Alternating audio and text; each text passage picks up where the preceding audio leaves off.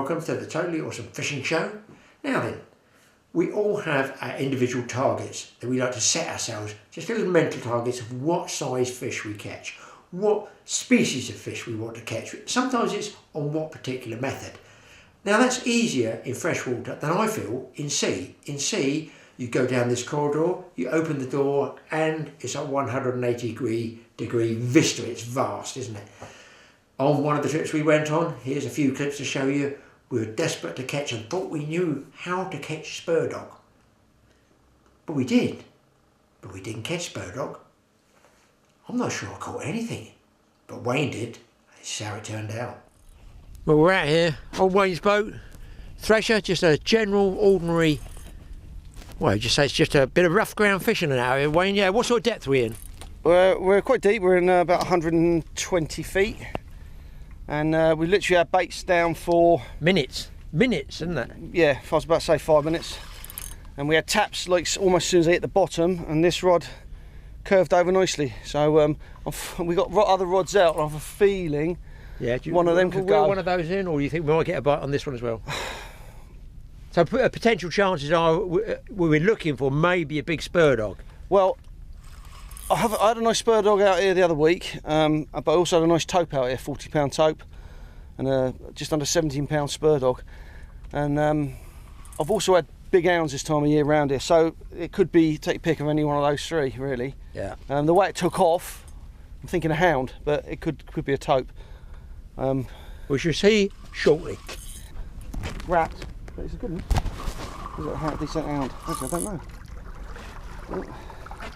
Tope, is he right? No, smooth hound. Smooth hound. Just wrap Here he's coming around. backwards.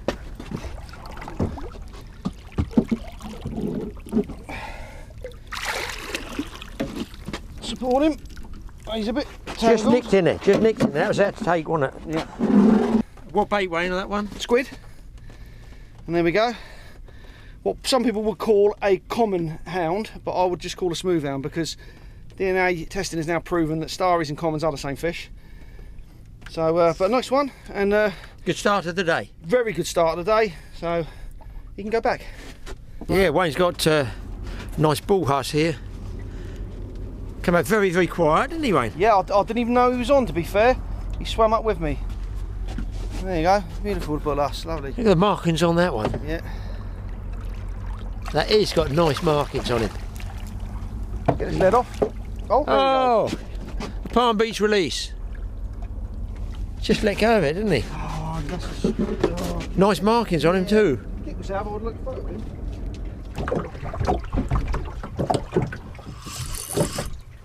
Have you had any rays on this mark? Wait, I haven't had a single ray on this mark. I had a little bit like earlier in the season. I had conger, and I had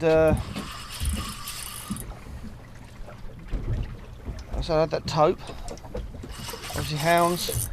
It's coming up heavy, this one, isn't it? Just coming up. It's just a dead weight, really. Yeah, it doesn't feel like a ray. It's coming up all right. It just feels like a dead weight, which makes me think bull huss again.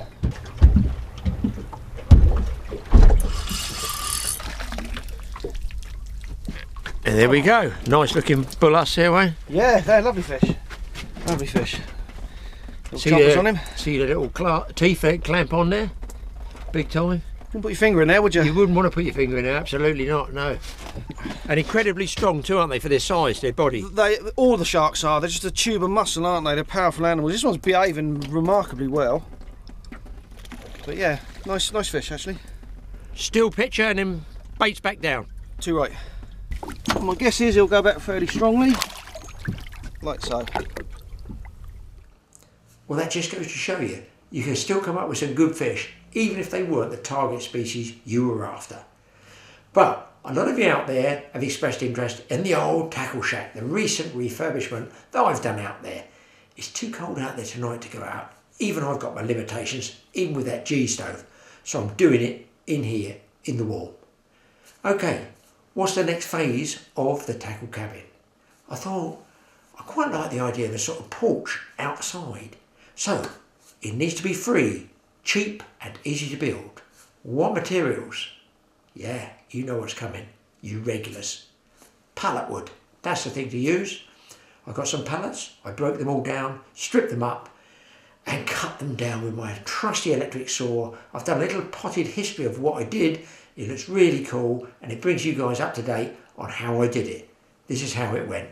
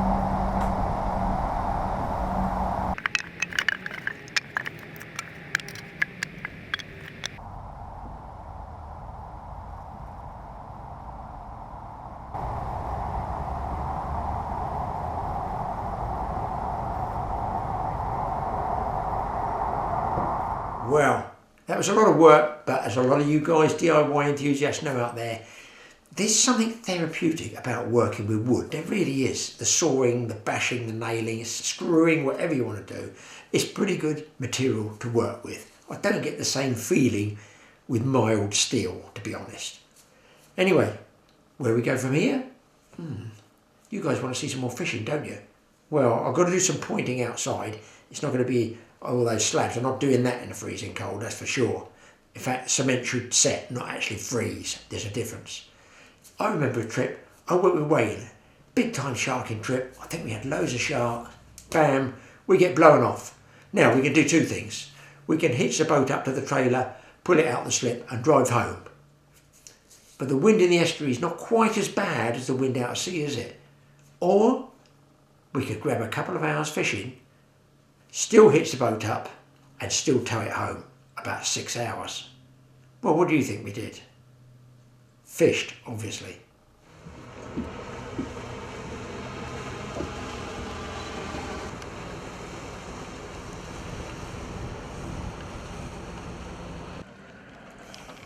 Well, we oh, there you go. There's a little bite then, actually. Got a tap on here. Yeah, definitely got You've a got tap. a bath as well. Yeah, And a sink plug to go in a tap. should have. We basically got blown out of the sharking today, so we've come into the estuary and we've just got lighter rigs on, seeing what we can pick up. I mean, we know there's gilt heads around here and similar, so using just light tackle, £20 line, small hooks. That was a sand eel, so something's had to go at it. We're getting bites. We haven't actually hooked a fish just yet, but we're hopeful. It's supposed to be gilted area, isn't it, Wayne? That's what it's supposed to be. It is. It's a mark that was sort of recommended to us, but you never know, do you? Every day is different. But we've got not a lot of tide at the moment, so I'll be a bit more, a bit happier when the tide's flowing a bit more. Whoa! Hello, and we've got something on there. That's a seek and destroy bait that's on there. There's the bite, guys. It could be doggy, could be anything, we don't know. But he pulled a bit of line then. There's bullace here, and there's certainly rays here. And this one's a flapper, it's a whole mackerel, that one. Just let him sit there for a second. Yeah, we had a nightmare today. For those guys who like a bit of vlogging, man alive, we could make a whole film, couldn't we, Wayne, in the last 24 hours. We'd be quicker saying what went right than what went wrong. Yeah, it has been a bit of a mare, yeah. But nevertheless, we're soldiering away. We had excellent fishing off the shore. Wayne brought some fresh sandals down. Good float fishing nose off of the quay, up in the estuary, well up in the Falmouth estuary. Mackerel, must have had best part of 30 mackerel there in, hour and a half or something, wasn't it, Wayne? Yeah, much longer than that. Wasn't very long. I haven't forgotten this bite, by the way, guys. I'm just seeing if it comes again, because it was quite a whack, but it's gone nowhere. That's what I don't understand. So maybe it's time to check the bait. It's there again, it's still there. But we got big hooks, small hooks, it's all out here. See, what the problem is, we need a bit of tide to get that smell away from the boat, you know? Nothing to do with our bodily owner and the fact we're camping. It's to do with the fact we want the fish bait smell to go away in the water. I'm going to check this bait. Just going to tighten up on this because he's been playing with it for ages and I don't understand why he's not taking it properly. He's still there. Well, it's fish on, Wayne. Probably got that soaring sensation of the anchor root. Oh, he's come off. He's come off. Oh, That's something reasonable though, wasn't it? Well, it's £30 outfit on a whole mackerel. Just missed the hook. I think I'm going to put that down as a ray because it's so crushed at the back there. I don't see any teeth marks on bull huss. I'm going to put that down as a ray, which is really annoying. But all is not lost. All is not lost. On the light rod, I may well have foul hooked that very same ray. I've got something else on there. This is a telescopic rod. This is a yacht behind us on training exercise and using us as a marker buoy. Well, there's a fish on, Wayne, whatever it is, I don't know. That last one was definitely not a dogfish, was it? No way was that. Well, no, it looked a bit too heavy for that. I think it's a ray and it's crushed the bait. There's certainly bullace in this estuary, I know that. We a little bit further over in the channel, amongst the weed, we catch quite a lot of bullace. It's going well. Whatever it is, he's going. It's a doggy. Well, We'll accept the dog for the first fish. Absolutely, no question. And a telescopic rod and the other line as well.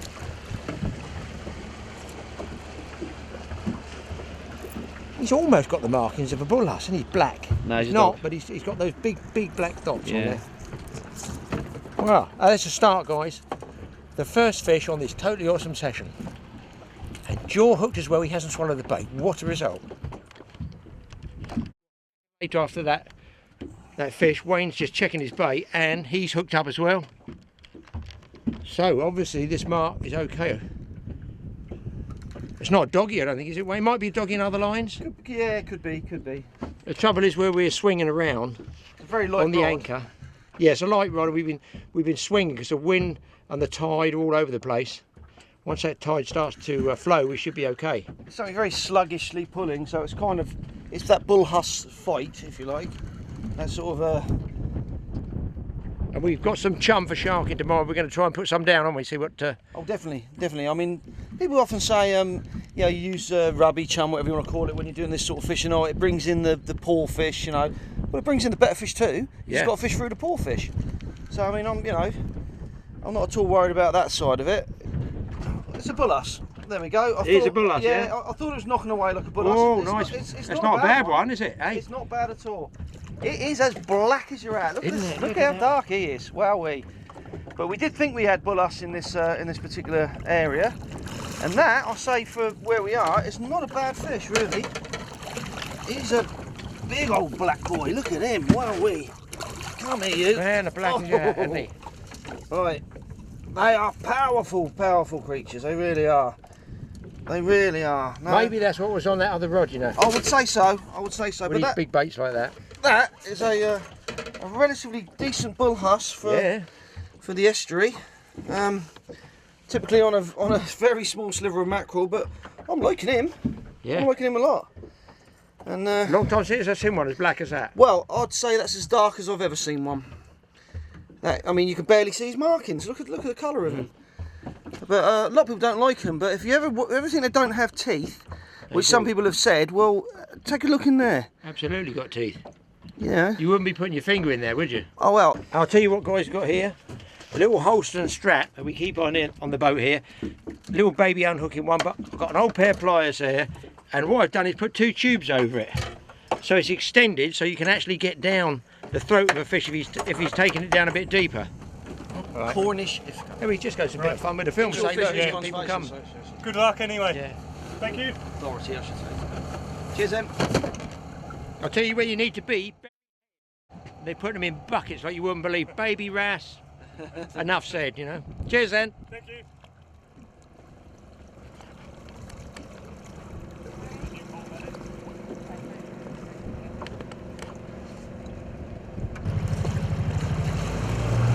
Thank you.